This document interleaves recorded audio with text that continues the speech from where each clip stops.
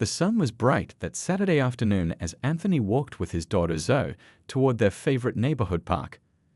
Anthony adjusted his baseball cap and smiled as 9-year-old Zoe skipped ahead of him, a blonde ponytail bouncing with each step. "Don't go too far, sweetheart," he called, shifting the weight of the picnic basket from one hand to the other. The wicker handle was starting to leave marks on his palm, but he didn't mind. These Saturday outings with Zoe were the highlight of his week. Anthony watched as his daughter turned and waved, her face lighting up with pure joy. "Hurry up, Dad. I want to get the blue swing before someone else does." He chuckled and picked up his pace. Zoe had inherited her mother's fair skin, blonde hair, and blue eyes, looking nothing like Anthony with his dark complexion and close-cropped black hair. But she had definitely inherited his competitive spirit. As they entered the park, Anthony noticed the usual sideways glances from a few people, nothing he wasn't used to. Being a black father with a white-looking daughter had been an experience filled with these small moments throughout the years. His wife Diane and he had learned to take them in stride, focusing instead on raising their daughter with love and understanding of both sides of her heritage. "Dad, look how hard I can go," Zoe shouted from the swings where she had, indeed, claimed the coveted blue one. Anthony set down the picnic basket on a nearby bench and pulled out his phone. "That's amazing, Zoe. Let me get a picture for Mom." He raised his phone and snapped a few photos of Zoe swinging, her face a perfect picture of childhood happiness. A group of parents chatted nearby, occasionally looking in his direction. Anthony had become an expert at distinguishing between curious glances and suspicious ones over the years. He nodded politely toward them and received a few smiles in return. Some of the parents he recognized from school events and neighborhood gatherings, though they were also unfamiliar faces. Anthony sat down on the bench and opened his working mail. As an architectural designer, he often found himself catching up on client messages even during weekend outings. Diane always teased him about his inability to fully disconnect from work, but with a major project deadline looming on Monday, he couldn't help himself. "Just 5 minutes," he muttered to himself, typing a quick response to his project manager while keeping one eye on Zoe, who had now moved on to the monkey bars. The park was busier than usual today. A birthday party was happening near the pavilion, with blue and yellow balloons tied to the posts and children running around with cupcake-smeared faces. On the basketball court, a group of teenagers played a noisy half-court game. The community garden at the far end of the park had drawn a handful of seniors who were tending to the spring plantings. Anthony finished his email and put his phone away, focusing fully on his daughter again. Zoe had made friends with another little girl, and they were now engaged in what appeared to be an elaborate game involving the playground's castle structure. "Dad, can I have my snack now?" Zoe called out, running over with her new friend trailing behind her.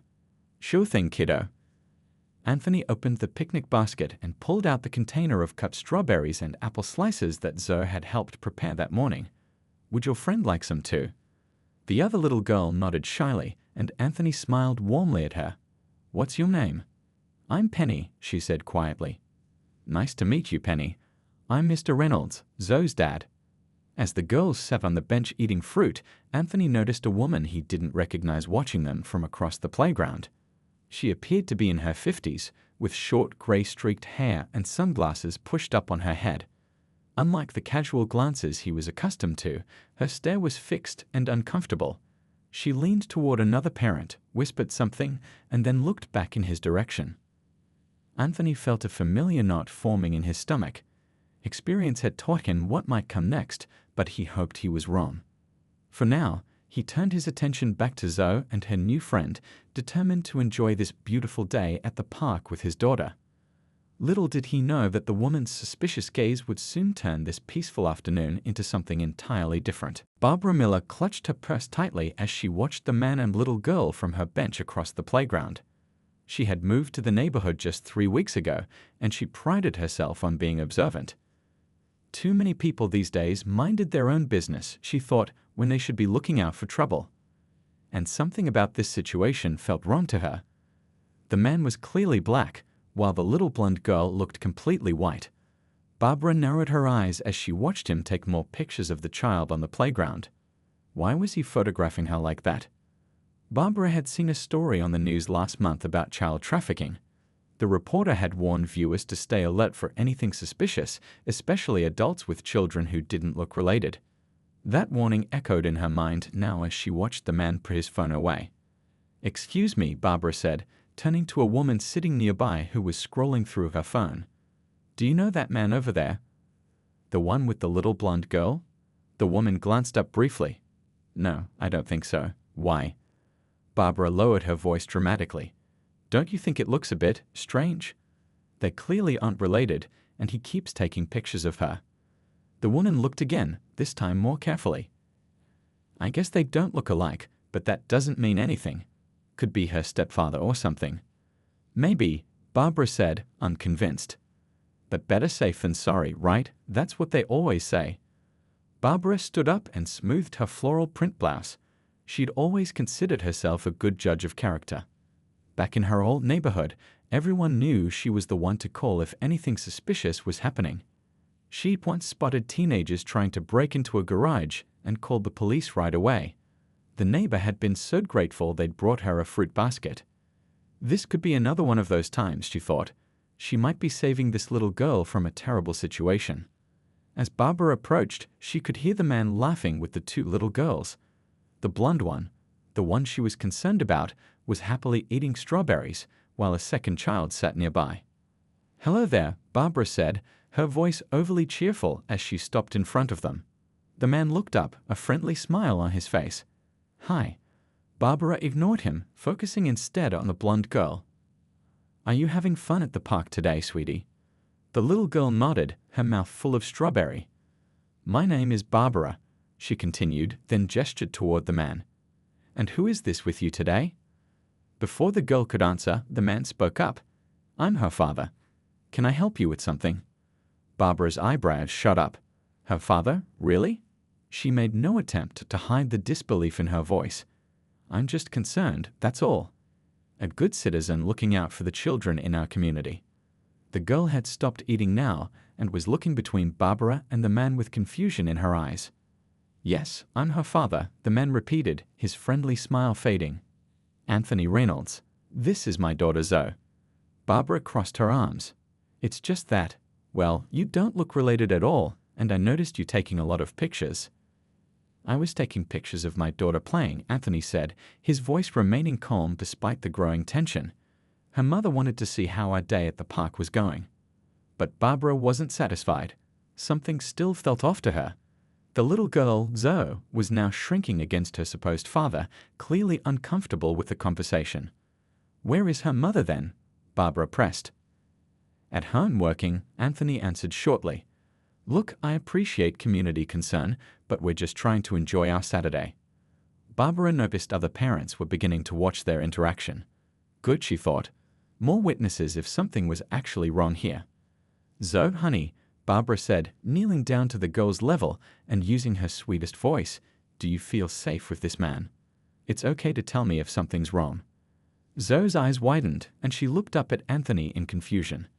The other little girl had backed away, clearly sensing the tension. Anthony's jaw tightened. "Ma'am, I think you should step away from my daughter now." Barbara stood up straight, pulling her phone from her purse. "I'm just doing what any responsible adult would do," she said firmly.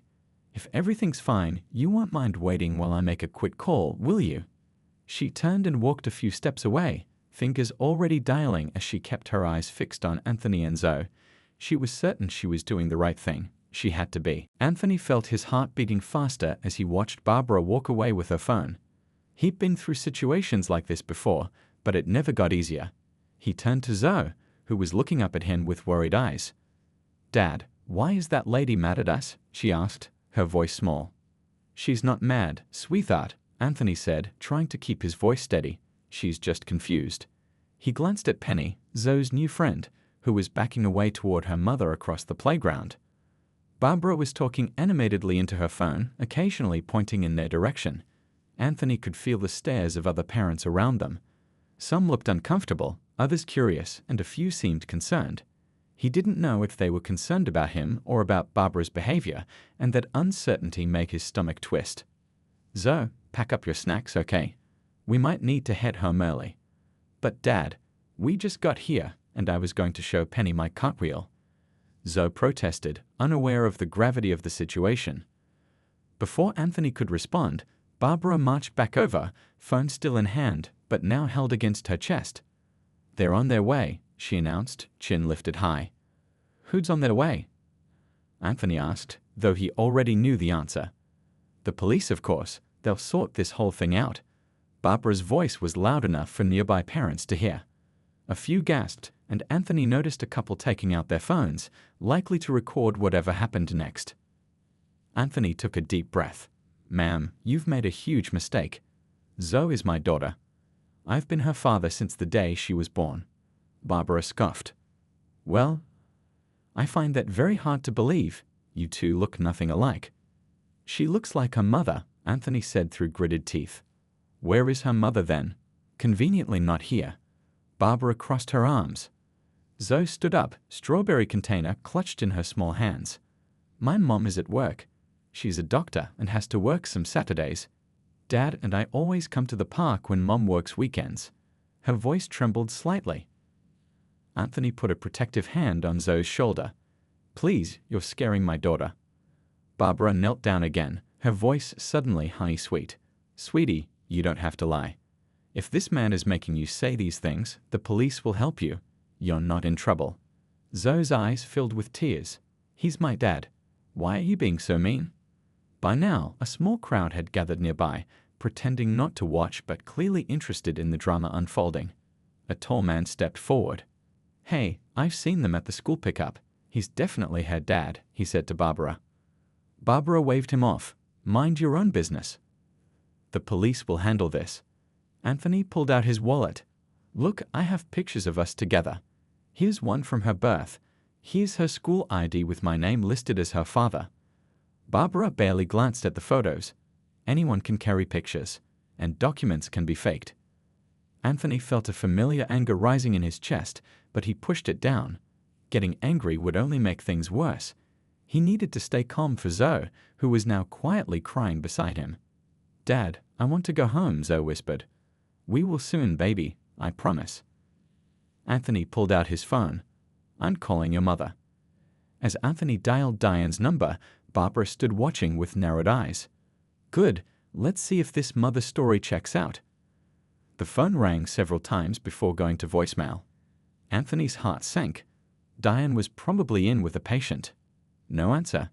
"How convenient," Barbara said with a triumphant look. Anthony tried again, this time sending a text. "Emergency at park. Call ASAP." Zoe was fully crying now, burying her face in Anthony's side. He wrapped an arm around her protectively, aware that the growing audience was making things worse. "Everyone, please back up and give us some space," Anthony said firmly to the onlookers. Some parents did step back, looking embarrassed.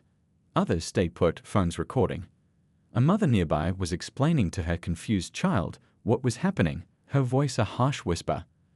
"That lady thinks the man took that little girl." Anthony felt sick. This was exactly what he and Diane had always feared, what they tried to prepare for but hoped would never happen. And now Zoe was experiencing it firsthand. In the distance, Anthony heard sirens approaching. This was about to get much worse before it got better. The police car pulled up to the park entrance, its lights flashing but siren now silent. Anthony's heart sank as he watched two officers, a tall man and a shorter woman, step out and scan the playground. Barbara waved her arms, eagerly flagging them down. "Over here. I'm the one who called," she shouted, as if she'd just reported a bank robbery. Zoe pressed closer to Anthony, her small body trembling. "Dad, why are the police here? Did we do something wrong?" "No, sweetheart," Anthony whispered, keeping his voice calm despite the storm inside him. "We didn't do anything wrong. Sometimes people make mistakes, and we just need to explain things." The officers approached, their faces neutral but alert. Anthony had taught himself over the years to read these situations carefully. The male officer seemed uncomfortable, while the female officer kept her eyes moving between Anthony, Zoe, and Barbara. "Ma'am, you reported a suspicious person with a child?" the female officer asked Barbara. Barbara nodded vigorously. "Yes, officer. This man has this little girl, and as you can see, they clearly aren't related. I was concerned for her safety. The male officer turned to Anthony. Sir, can I ask your name and your relationship to this child? Anthony stood up straight, keeping one hand gently on Zoe's shoulder. My name is Anthony Reynolds. This is my daughter, Zoe Reynolds. I have ID in my wallet, and her school ID is in the front pocket of her backpack. The female officer knelt down to Zoe's level. Hi there, Zoe. My name is Officer Chen. Can I talk to you for a minute? Zoe looked up at Anthony, who nodded reassuringly, though his stomach was in knots.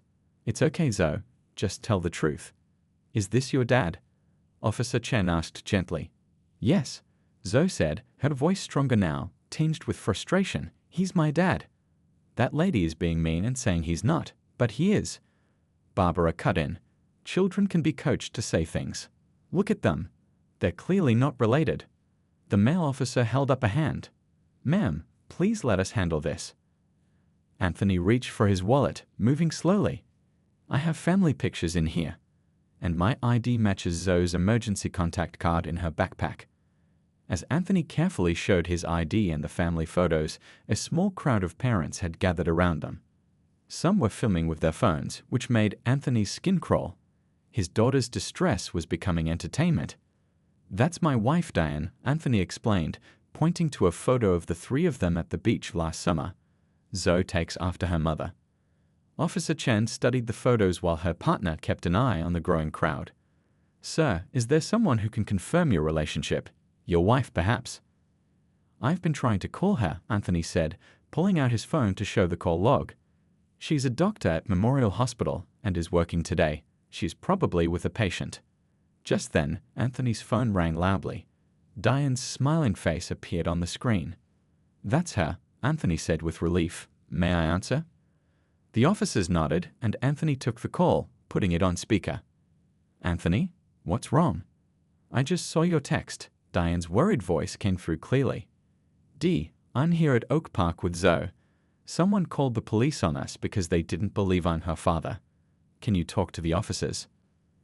There was a moment of shocked silence before Diane's voice turned firm. Put them on. Anthony handed his phone to Officer Chen, who introduced herself. This is Diane Reynolds. I'm Zoe's mother and Anthony's wife of 12 years, Diane stated, her voice tight with controlled anger. What exactly is happening there? As Officer Chen explained the situation, Barbara's face began to change. The righteous certainty was fading, replaced by something that looked like dawning embarrassment. From the crowd, a woman stepped forward. I've seen them at school events. That's definitely Zoe Reynolds and her dad. They came to my son's birthday party last month. Another parent nodded. I've seen them at the community pool all last summer. That's his daughter. Officer Chen handed the phone back to Anthony and turned to her partner. They spoke quietly for a moment before addressing Barbara. Ma'am, it appears there's been a misunderstanding. All evidence confirms this is indeed Mr. Reynolds and his daughter. Barbara's face had turned red. She clutched her purse tighter, looking around at the crowd that had once been her potential allies, but now stared at her with judgment. I was just being careful, she said defensively. You can't be too careful these days. Actually, the male officer said, you can be too careful when assumptions are based on how people look rather than actual suspicious behavior. Anthony knelt down and hugged Zoe, who was still sniffling but looked relieved. The worst seemed to be over, but the damage had already been done. 20 minutes later, a silver SUV screeched to a halt at the park entrance. Diane Reynolds jumped out, still wearing her blue hospital scrubs with a stethoscope hanging around her neck. Her blonde hair was pulled back in a messy ponytail, and her face was tight with worry and anger as she scanned the playground. When she spotted Anthony and Zoe sitting on a bench with the two police officers, she broke into a run.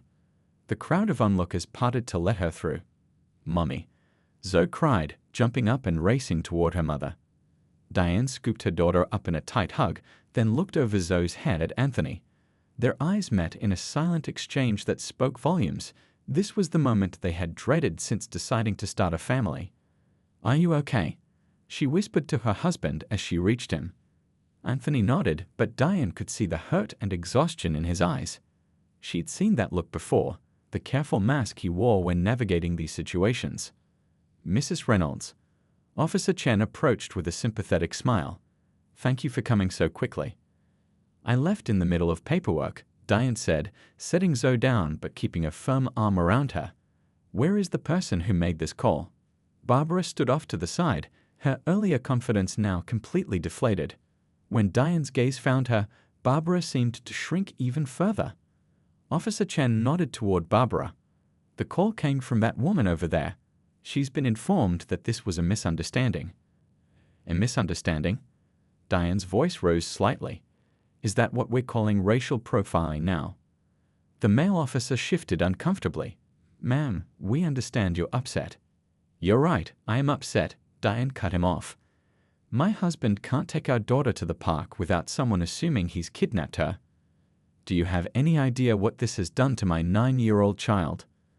Zoe pressed her face into her mother's side, clearly overwhelmed by the whole situation.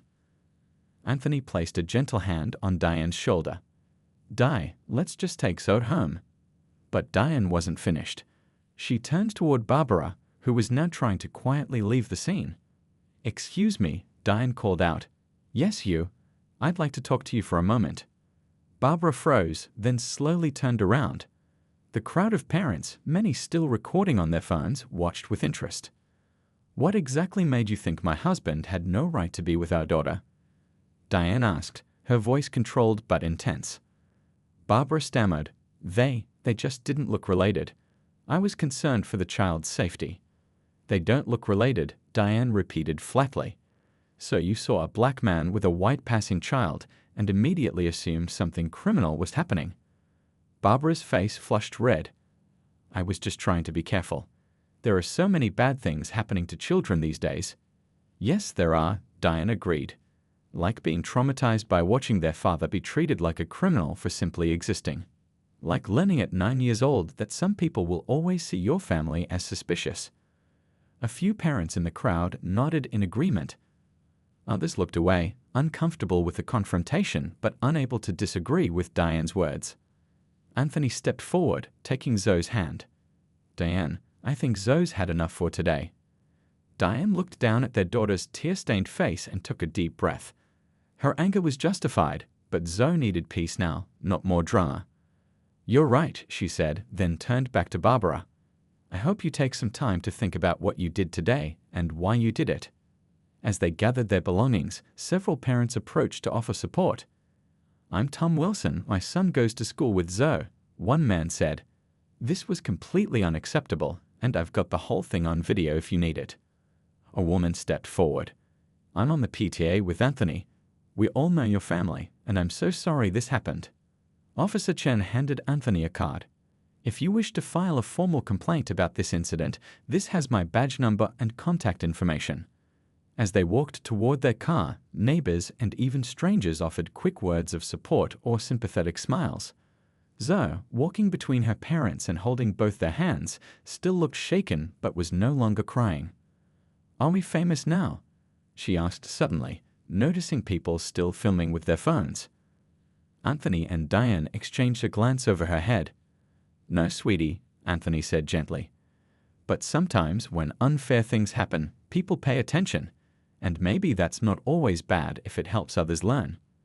As they reached their car, Diane looked back at the park where Barbara stood alone, watched by disapproving eyes, finally understanding the damage her assumptions had caused. By Sunday morning, the video of Anthony and Zoe at the park had spread across the entire town. Tom Wilson's recording had been shared hundreds of times, first in neighborhood group chats, then on local Facebook pages, and finally on Twitter, where it quickly gained thousands of views. Anthony sat at the kitchen table, scrolling through his phone with a troubled expression. Diane placed a cup of coffee in front of him and squeezed his shoulder. You should probably stop looking at the comments, she said gently. I can't help it, Anthony replied. Most people are supportive, but there are still those defending her actions.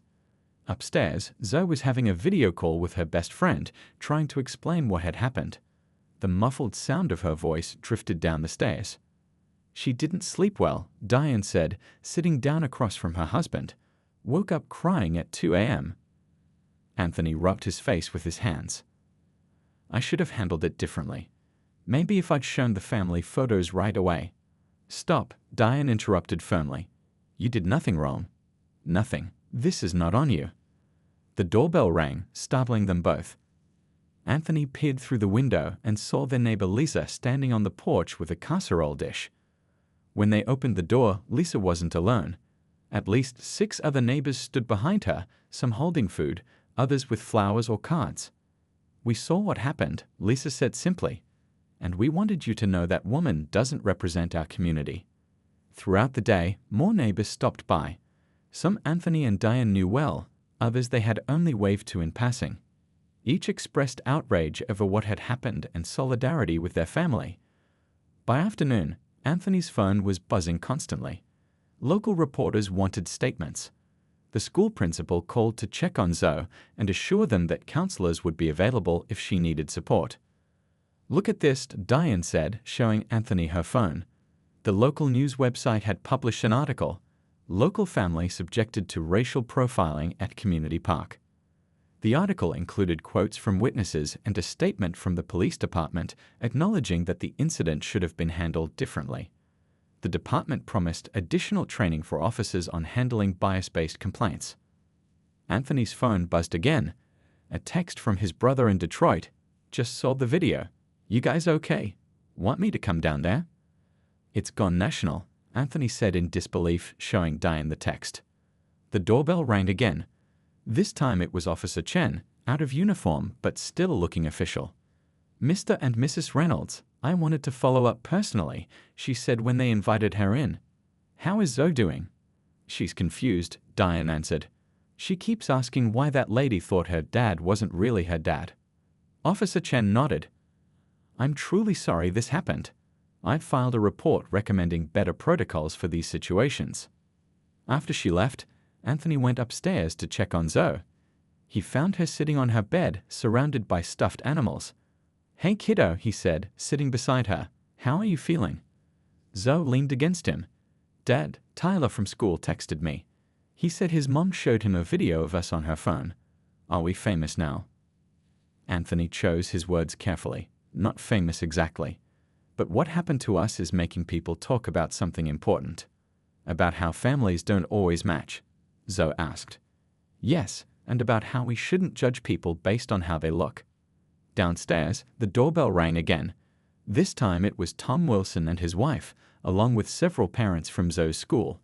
They had organized a community picnic for the following weekend, a show of support for the Reynolds family, and a statement against profiling. We're calling it Families Come in All Colors Day, Tom explained. The mayor's office just approved our permit for the park. As evening fell, Diane checked her email and gasped. Anthony, look at this. A national morning show wanted to interview them. A civil rights organization had reached out offering support. The school board president wanted them to speak at the next meeting about diversity and inclusion. This is bigger than us now, Diane said quietly. Anthony nodded, watching Zoe come downstairs to join them, looking more like herself than she had all day. Maybe that's a good thing, he replied. Maybe some good can come from what happened. Outside their window, they could see neighbors gathered on the sidewalk, holding handmade signs. Love makes a family, and we stand with the Reynolds family. The incident that had started with one woman's prejudice was now bringing an entire community together. 3 weeks after the incident at the park, Anthony sat in the community center meeting room, nervously adjusting his tie. The room was filling up quickly with familiar and unfamiliar faces. Diane squeezed his hand under the table. You ready? She whispered. Anthony nodded. As ready as I'll ever be.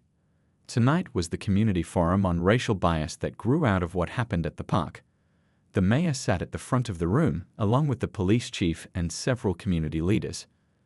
Zoe was at home with her grandmother, watching a movie and eating too much popcorn, exactly what a 9-year-old should be doing instead of reliving a traumatic experience. As the meeting began, Anthony spotted a familiar face slipping into the back row.